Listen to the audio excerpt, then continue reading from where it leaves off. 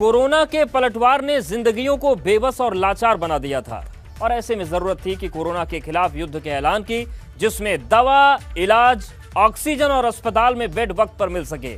मुद्दे की बात यह है कि योगी सरकार ने जब कोरोना के विरुद्ध युद्ध का ऐलान किया तो उसका असर भी दिखने लगा, जिससे कोरोना की रफ्तार अब धीमी होने लगी है तो खुद दम तोड़ने लगी है कोरोना महामारी।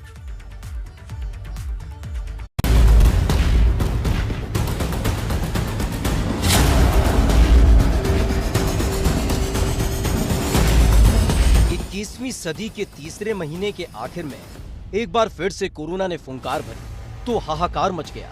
अस्पताल के बाहर लोगों की लंबी कतार और साथ ही इलाज के लिए हाहाकार होने लगा। ऑक्सीजन और इलाज के लिए तड़पते नजर आए मरीज तो तीमारदार भी बेबस और लाचार नजर आए। ये सिलसिला जैसे जैसे आगे बढ़ता गया वैसे वैसे मौत का भयावह मंजर देखने को मिला। इस दौरान जो कोरोना से जंग हार गए तो शमशान घाट के सीने पर जलने लगी चिताएं। एक साथ सैकड़ों चिताएं जली तो मचने लगा हड़कंप। लगने लगा कि ये दर्द, ये मंजर अब अंतहीन हो चुका है। कोरोना ने एक बार फिर भरी फुंकार। तड़पने लगे मरीज, बेचैन हो उठे तीमारदार। अस्पताल में इलाज के लिए होने लगा हाहाकार।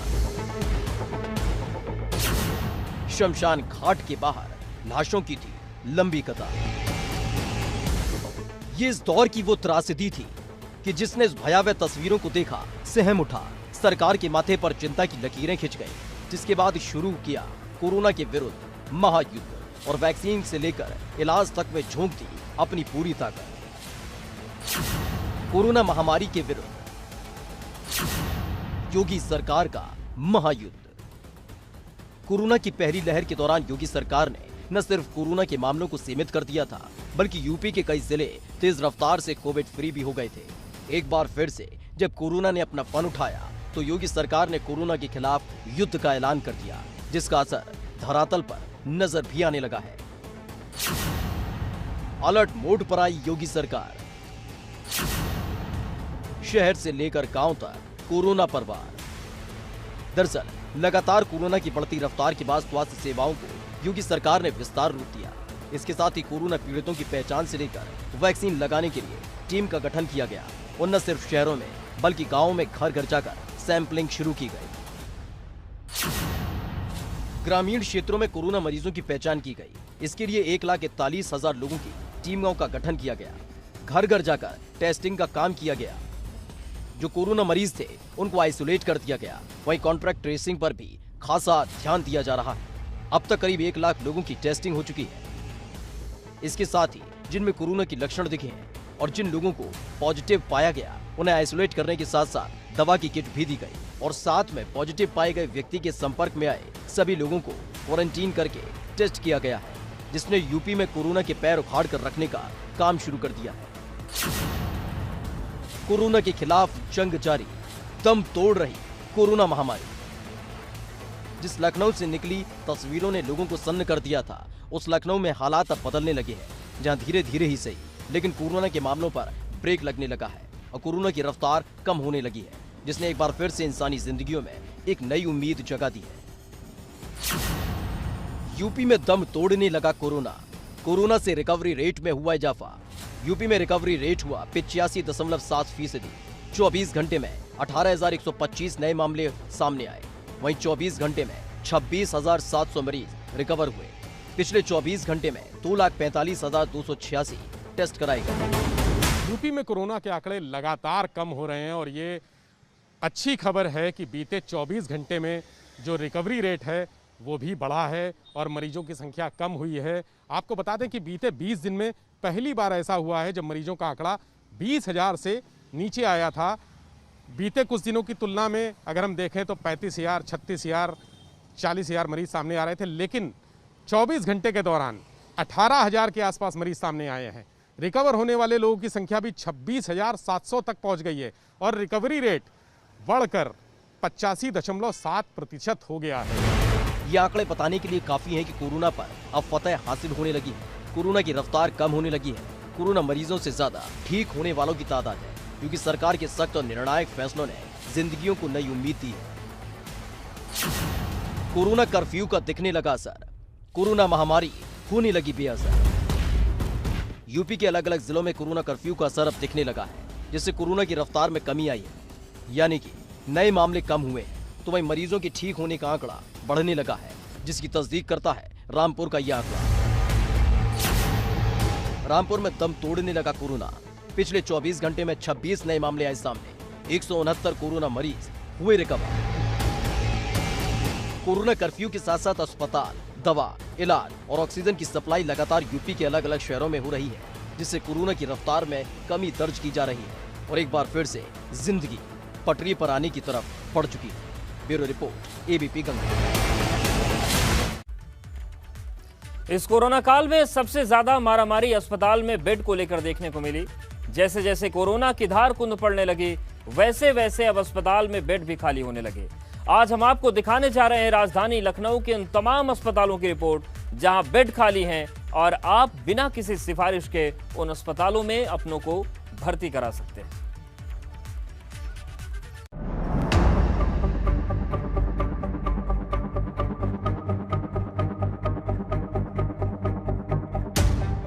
कोरोना ने जब पलटवार किया तो अस्पताल के बाहर लोगों की लंबी कतार देखने को मिली। एक अदद बेड के लिए मारामारी और इलाज और ऑक्सीजन के लिए हाहाकार देखने को मिला था। अचानक से ही सोशल मीडिया पर कई संदेश भी तैरने लगे थे, जिसमें ऑक्सीजन से लेकर बेड के लिए लोग मदद करने की गुहार लगा रहे थे। इन तमाम तस्वीरों के बीच अब एबीपी गंगा ने आपके लिए एक अभियान की शुरुआत की, जिसमें लखनऊ के उन तमाम अस्पतालों का ब्यौरा हम सामने रखने जा रहे हैं जब बेड खाली है। कोरोना के खिलाफ जंग, एबीपी गंगा है सर। अस्पताल में खाली बेड का पूरा ब्यौरा। दरअसल कोरोना काल ने लोगों को तोड़कर रख दिया और हर किसी की चाहत रही कि अपनों को कैसे भी करके अस्पताल में एक अदद बेड मुहैया करा सके। इसके लिए बड़े बड़े मंत्रियों से लेकर सांसद, विधायक और बड़े बड़े अधिकारियों की सिफारिश भी काम नहीं आ सकी। ऐसे में लखनऊ के उन तमाम अस्पतालों का ब्यौरा सामने रख रहे हैं जब बेड खाली हैं और आपको आसानी से बेड मिल सकता है। इसके लिए आपको अस्पतालों के चक्कर लगाने की जरूरत नहीं है। केजीएमयू में खाली हैं 225 बेड। लखनऊ की लाइफलाइन कही जाने वाले केजीएमयू में अपने मरीजों को भर्ती कराने के लिए तीमारदार चक्कर काटते नजर आए। इस दौरान मंत्री से लेकर सांसद, विधायक, आलाधिकारी को फोन कर सिफारिश लगाते नजर आए। लेकिन अगर आज की बात की जाए तो इसी केजीएमयू में करीब 225 बेड खाली हैं।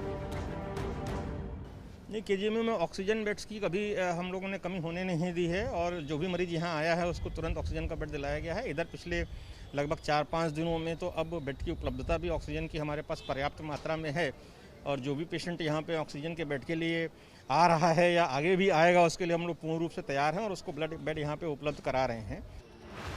अगर आपको केजीएमयू में अपने मरीज को भर्ती कराना है तो उसके लिए अब किसी की सिफारिश लगाने की जरूरत नहीं है। केजीएमयू में 225 बेड खाली हैं, जहां आसानी से आपके मरीज को भर्ती किया जा सकता है। हम इस समय केजीएमयू के कोविड हॉस्पिटल के सामने मौजूद हैं। प्रदेश का सबसे बड़ा कोविड हॉस्पिटल है ये। केजीएमयू में करीब 983 बेड हैं जो कोविड मरीजों के लिए अब तक तैयार किए जा चुके हैं। कुछ समय पहले की अगर बात करें तो लोगों को, जो मरीज थे कोविड के, उनको एक बेड तक यहाँ नहीं मिल पा रहा था। मारामारी के हालात थे, वेटिंग थी यहाँ पर।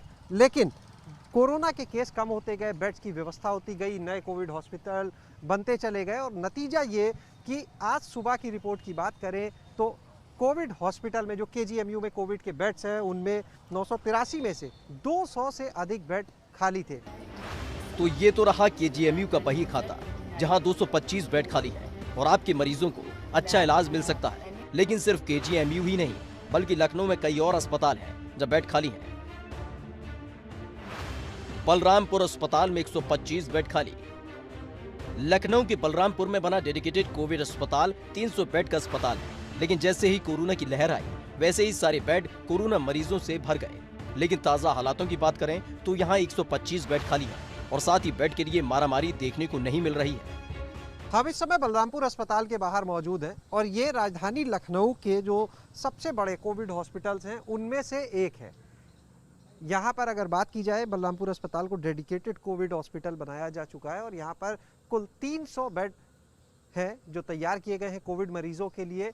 और यहाँ जो बेड तैयार है उनमें अगर हम बात करते हैं L1 के 50 बेड हैं, L2 के 222 बेड हैं और ICU यानी L3 के जो हैं 28 बेड हैं। विवेकानंद पॉलीक्लिनिक में खाली पड़े बेड। विवेकानंद पॉलीक्लिनिक में भी कोविड मरीजों के लिए बेड की कमी नहीं है। अस्पताल में कोविड मरीजों के लिए आरक्षित 93 बेड में से 35 बेड खाली हैं। पहले जरूर क्रिटिकल केयर बेड के लिए 3 से 4 दिन की वेटिंग थी, लेकिन अब स्थिति काबू में नजर आ रही है। हम इस समय विवेकानंद पॉलीक्लिनिक के सामने मौजूद हैं और यहाँ पर कोविड मरीजों के लिए 93 बेड की व्यवस्था की गई है। इसमें जो ऑक्सीजन युक्त बेड है आइसोलेशन के वो भी हैं और इसके अलावा क्रिटिकल केयर के बेड्स भी हैं, यानी L1, L2, L3 तीनों ही फैसिलिटी जो है, सुविधा जो है यहाँ पर मरीजों के लिए है। अगर बात करें आज से हफ्ता भर या बल्कि 10 दिन पहले की, तो उस समय बेड्स को लेकर मारामारी के हालात थे। जो मरीज थे उनको यहाँ पर बेड आमतौर पर नहीं मिल पा रहे थे यहाँ पर, क्योंकि जो मरीजों की भर्ती होती है वो कमांड सेंटर से भी है और अस्पताल प्रशासन सीधे भी मरीजों की भर्ती कर पाता है। लेकिन किसी भी तरह से मरीजों को बेड मिलने में समस्या आ रही थी, लंबी वेटिंग चल रही थी। लेकिन यहाँ की तस्वीर भी अब बदल चुकी है। यहाँ पर भी अब बेड की उपलब्धता है कोविड मरीजों के लिए। लोहिया अस्पताल में भी खाली पड़े बेड। डॉक्टर राम मनोहर लोहिया के डेडिकेटेड कोविड अस्पताल में मरीजों के लिए 200 बेड है। कोरोना के पीक के समय यहाँ आए दिन मरीजों को बेड के लिए मना किया जा रहा था। यही नहीं, उसके लिए लंबी वेटिंग भी थी। लेकिन अब यहाँ 10-20 नहीं बल्कि 89 बेड खाली हैं। हम यहाँ राम मनोहर लोहिया के कोविड अस्पताल में खड़े हैं, जो L3 ग्रेड का अस्पताल है, और हमारे कैमरामैन प्रमोद बाजपेयी आपको अस्पताल का नज़ारा दिखा रहे हैं।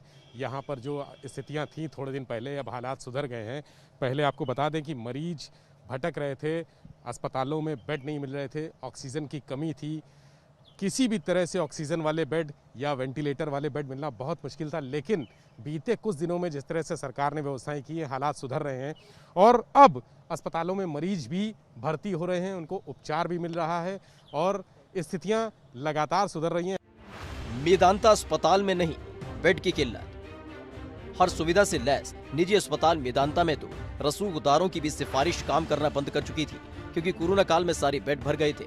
लेकिन अब ताजा स्थिति की बात की जाए तो इस अस्पताल में भी 10 बेड खाली हैं। इस समय खड़े हैं शहर के प्रतिष्ठित मेदांता अस्पताल में और यहाँ पर हम आपको दिखा दें कि सारी व्यवस्थाएं, जो सुविधाएं दी जा रही हैं मरीजों को, वो जो उम्मीद है, जो अपेक्षाएं हैं, उससे कहीं बहुत ज़्यादा अच्छी हैं। ये करीब 15 दिन पहले तक ऐसी स्थिति थी कि अस्पतालों में मरीजों को बेड नहीं मिल रहे थे। अगर बेड मिल रहे थे तो वो L1 श्रेणी के थे, L2 और L3 श्रेणी के बेड बहुत मुश्किल से मिल रहे थे। लेकिन बीते कुछ दिनों में जिस तरह से संक्रमितों की संख्या में कमी आई है और मरीजों की संख्या में भी कमी आई है और ज़्यादा से ज़्यादा मरीज ठीक होकर अपने घर जा रहे हैं। अपोलो अस्पताल में खाली हैं बेड। इसी तरह अपोलो के कोविड अस्पताल में भी बेड की मारामारी खत्म हो चुकी है। या कोविड मरीजों के लिए 65 बेड है। फिलहाल करीब 10% बेड खाली है। हम लोगों ने शुरुआत से L2 और L3 का ही काम किया। हम लोग L1 पेशेंट्स नहीं ले रहे थे। हमको सरकार ने भी कहा था और हमारे अस्पताल की एक्सपर्टीज़ भी है ICU केयर, तो हमारे पास शुरुआत से ही L2 और L3 के ही पेशेंट्स थे। हम इस समय यहाँ अपोलो मेडिक्स अस्पताल के बाहर खड़े हैं, जो शहर का एक प्रतिष्ठित अस्पताल है। यहाँ पर जो मरीजों का आने का सिलसिला है वो भी कम हुआ है। जहाँ 15 दिन पहले लोग मारामारी थी, यहाँ मरीजों की, बेड नहीं मिल रहे थे, ऑक्सीजन सपोर्ट नहीं मिल रहा था, दवाओं की भी कमी हो गई थी। लेकिन अब स्थितियां सुधरी हैं। जिस तरह से सरकार ने प्रयास किए हैं और लगातार अस्पतालों में, प्राइवेट हों या सरकारी हों, अस्पतालों में व्यवस्थाएं सुनिश्चित की जा रही हैं।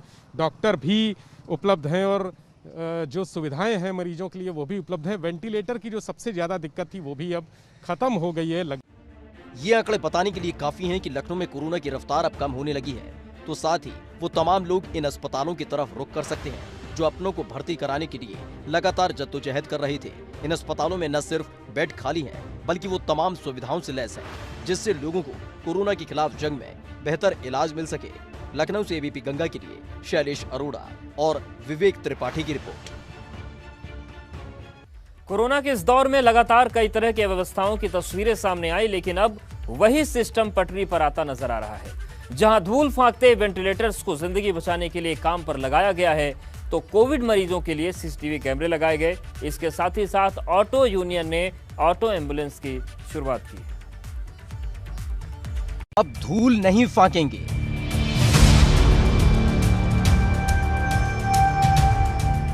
जिंदगी बचाएंगे वेंटिलेटर।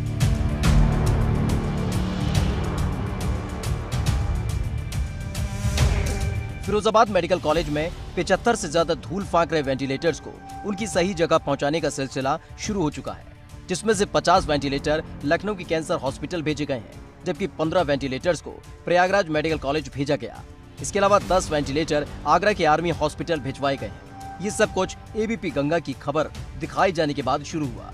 दरअसल कोरोना काल में जिस वक्त एक वेंटिलेटर के लिए लोग जूझ रहे थे, तभी एबीपी गंगा ने फिरोजाबाद मेडिकल कॉलेज में धूल फांक रहे वेंटिलेटर की खबर दिखाई थी, जिसका असर हुआ तो उम्मीद भी जगी है कि लोगों की सांसें वेंटिलेटर की कमी से नहीं टूटेंगी। ऐसा है, वेंटिलेटर हमारे यहाँ जो कार्य कर रहे थे, उसके अलावा शासन के दिशा निर्देशों में 50 वेंटिलेटर तो कैंसर हॉस्पिटल लखनऊ भेजे गए हैं, 15 वेंटिलेटर प्रयागराज मतलब इलाहाबाद मेडिकल में गए हैं और 10 जो हैं कल कमिश्नर साहब के आदेश पे मिलिट्री हॉस्पिटल आगरा को गए।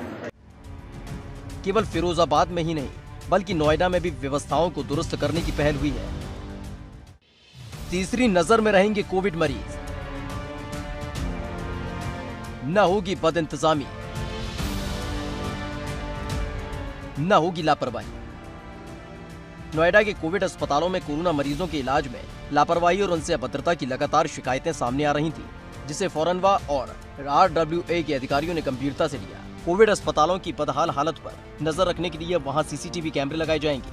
मॉनिटरिंग के दौरान अगर कोई भी डॉक्टर या कर्मचारी मरीजों के साथ दुर्व्यवहार या उनके इलाज में लापरवाही करता हुआ पाया गया तो उसके खिलाफ सख्त कार्रवाई होनी तय है। जहाँ एक तरफ व्यवस्थाओं को दुरुस्त किया जा रहा है, नई तकनीक से लैस किया जा रहा है ताकि लोगों की परेशानियों को कम किया जा सके, तो वहीं आम आदमी भी लोगों की मदद के लिए आगे आ रहे हैं।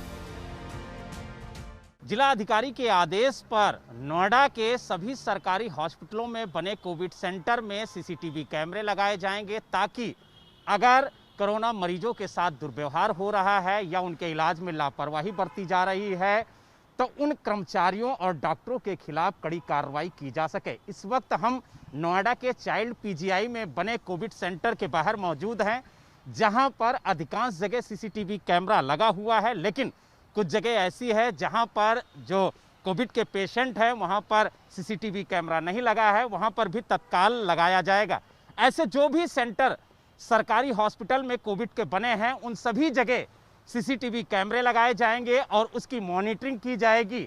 अगर उस मॉनिटरिंग के दौरान कोई भी डॉक्टर या कर्मचारी कोविड पेशेंट के साथ बदसलूकी या इलाज में लापरवाही करता हुआ पाया गया तो उसके खिलाफ कड़ी से कड़ी कार्रवाई की जाएगी। एम्बुलेंस की किल्लत से मिलेगा छुटकारा। मुश्किल वक्त में ऑटो एम्बुलेंस बनेगी सहारा। एम्बुलेंस की किल्लत से जूझते लोगों की मदद के लिए राजधानी लखनऊ का 3 व्हीलर ऑटो यूनियन आगे आया है। यूनियन ने लोगों की मदद के लिए ऑटो एम्बुलेंस की शुरुआत की, जो फ्री सेवा के जरिए कोविड मरीजों को मदद करेगी। इसके लिए स्प्रेड स्माइल संस्था ने ऑटो यूनियन के साथ साझा पहल की। ऑटो एम्बुलेंस में लोगों को ऑक्सीजन, PPE किट में ड्राइवर, सैनिटाइजर और ऑनलाइन डॉक्टर कंसल्टेशन की सुविधा भी मिल सकेगी। हेल्पलाइन नंबर पर कॉल कर ऑटो एम्बुलेंस की मदद ली जा सकती है। किल्लतों के बीच व्यवस्थाओं की बदलती तस्वीरें लोगों के लिए नई उम्मीद का काम करेंगी, जिससे आने वाले दिनों में बेहतर व्यवस्थाओं के साथ बेहतर हालातों की उम्मीद करना गलत नहीं होगा, क्योंकि मुश्किल भरे हालातों में लोग भी एक दूसरे का हाथ थामने की फिर से कोशिश कर रहे हैं। Bureau report, ABP Ganga. एक तरफ यूपी में दवाई, इलाज, वेंटिलेटर से लेकर ऑक्सीजन तक की किल्लत को दूर कर कोरोना को हराने का काम किया जा रहा है, तो वहीं दूसरी तरफ उत्तराखंड में भी तेज रफ्तार से ऑक्सीजन एक्सप्रेस दौड़ रही है, जो उत्तराखंड के अस्पताल दर अस्पताल सांसों की सप्लाई कर रही है और महामारी को हराने में जुटी है।